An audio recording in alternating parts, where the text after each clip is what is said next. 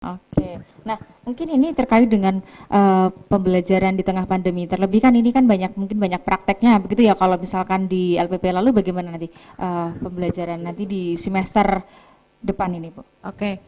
Jadi terkait dengan kondisi pandemi ini, mulai tanggal 16 Maret 2020, kita melakukan pembelajaran secara online sesuai dengan arahan dari pemerintah. Kemudian dengan adanya kegiatan ini, adanya online ini, itu untuk praktikum yang kompetensinya bisa dilakukan secara pengambilan kompetensinya bisa dilakukan secara online, itu di-online-kan. Namun untuk yang tidak bisa dilakukan secara online, kita undurkan pelaksanaannya. Saat ini di kampus, ini kan sebenarnya kita sudah selesai UAS ya, bulan Juli itu sudah selesai UAS. Saat ini di kampus sedang datang beberapa mahasiswa yang melakukan praktikum yang tidak bisa di-online-kan.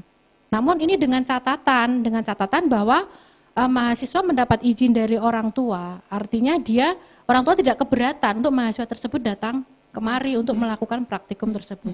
Jadi tidak ada paksaan kamu harus datang ke sini dengan aturan gini-gini, kalau nggak datang nilaimu gitu, nggak ada. Kemudian seandainya ada mahasiswa yang karena kondisi di lokasi sana berasal dari zona merah misalnya, otomatis kita masih memberi dispensasi, dia tidak datang saat ini, namun dia akan melakukan atau mengambil kegiatan praktikum tersebut nanti di saat mereka sudah datang. Nilainya bagaimana?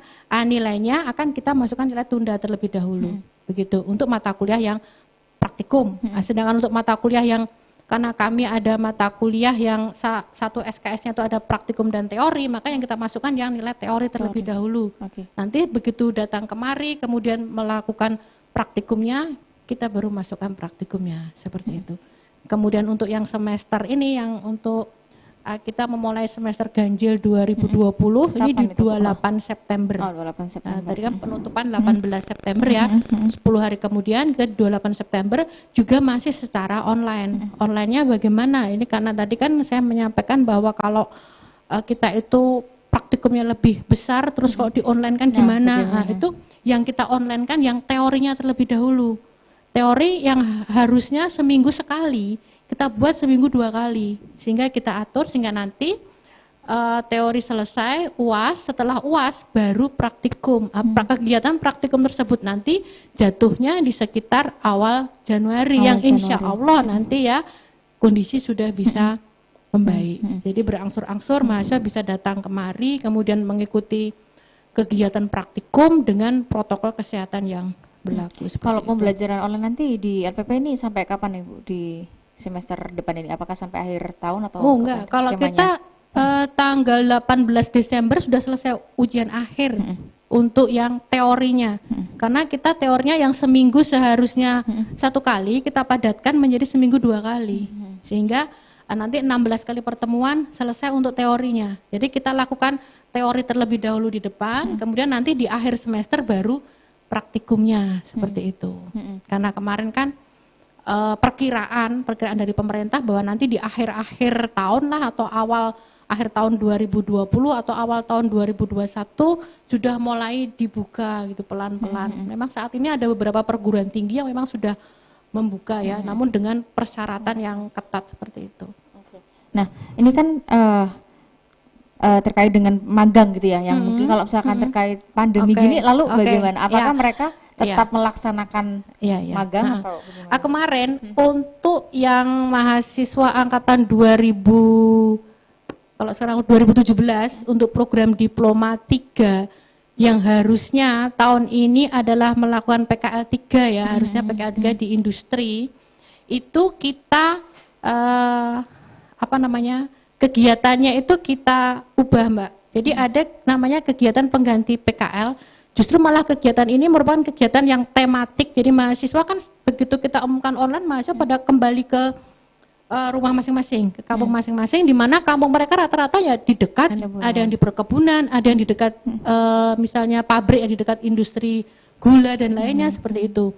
Kita minta ada suatu kegiatan namanya kegiatan pengganti PKL atau PKL tematik yang justru malah langsung menyasar ke masyarakatnya. Jadi membuat video, kemudian misalnya kalau yang tanaman itu membuat penyuluhan yang kemudian nanti disampaikan ke masyarakatnya. Kemudian kalau ada industri di dekatnya ya mungkin ke industrinya yang ada di dekat itu selama diizinkan oleh industri. Jadi kita tidak memaksakan seperti yang biasanya kita lakukan. Itu untuk yang PKL 3. Sedangkan untuk yang PKL 1 dan PKL 2 itu terpaksa kita tunda di tahun depan. Karena kita tidak bisa melepaskan mereka karena mereka masih masih PKL 1 PKL 2 kan ya. Kalau untuk yang PKL 3 kan sudah beda. Pemikirannya sudah berbeda, sudah lebih matang seperti itu, sudah lebih siap untuk terjun langsung ke masyarakat.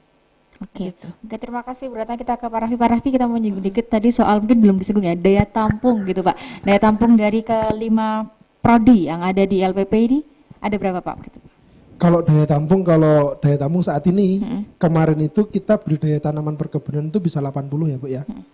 D3 itu 80, D4 80, kemudian terus D3 teknik kimia itu 60, D3 teknik mesin 60, akuntansinya juga 60.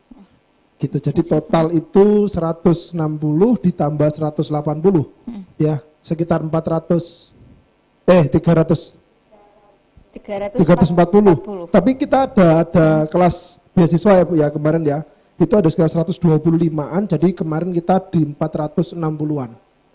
Total ya, daya tampung total itu sekitar 460 kita. 460 iya. ya. Kita memang tidak banyak gitu ya. Kenapa tidak banyak? Karena kita konsentrasinya adalah bagaimana serapan.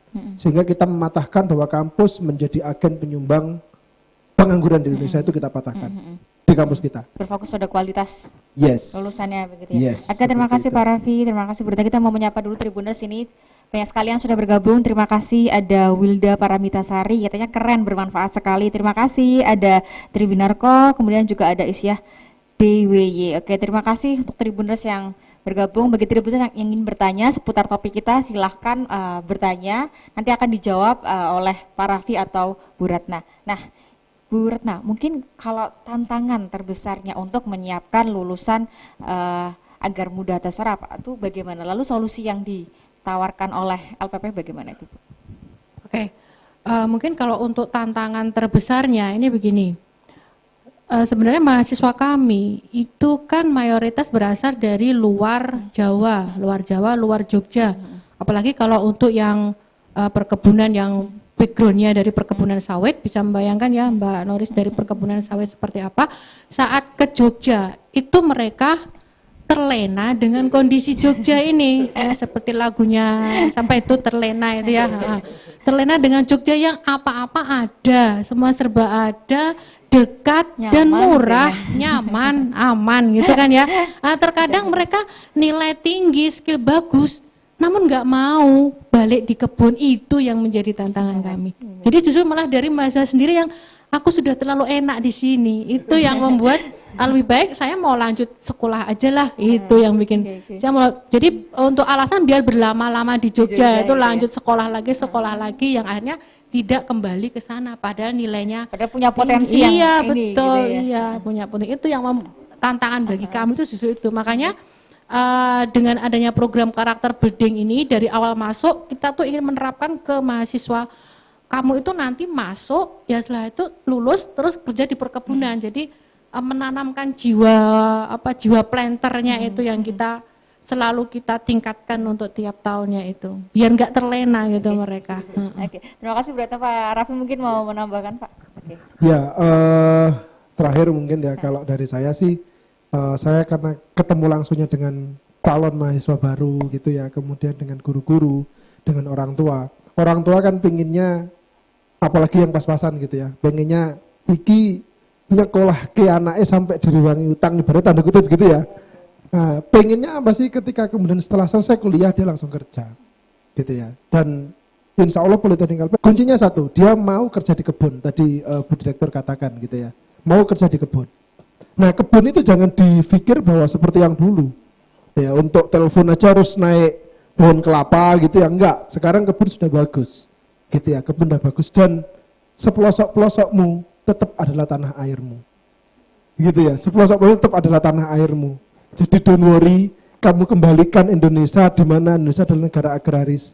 Ya dengan kamu bergabung di Politeknik LPP, kamu bisa kembali mendikdayakan gula Indonesia. Dulu di mana kita itu benar-benar super power di gula gitu ya. Dengan kamu nanti masuk ke LPP, kamu masuk di program sukses tadi Mbak ya, teknik kimia gula, kamu pelajari benar di situ, kita bisa kembalikan di situ. Dan insya Allah Politeknik LPP adalah menjadi jawaban, asalkan satu, dia masuk di Politeknik LPP, dia serius belajar, mau kerja di kebun, insya Allah akan mudah. Oke, Gitu dan aja. dunia kerjanya juga sudah Sangat banyak luas. gitu ya. Dunia ini sangat luas, perusahaan yang kerjasama juga sudah banyak sekali, jadi mudah terserap nanti. Oke. Gitu. Oke, terima kasih Pak Raffi, terima kasih juga Bu Ratna sudah bergabung sama-sama. dengan Tribun Jogja, dan terima kasih juga ini Tribuners yang sudah memberikan pertanyaan dan juga bergabung. Terus saksikan program lainnya hanya di Tribun Jogja. Noris pamit beserta dengan dua narasumber yang sudah hadir pada siang hari, mohon pamit undur diri. Selamat siang dan sampai jumpa. Salam sehat selalu Tribuners.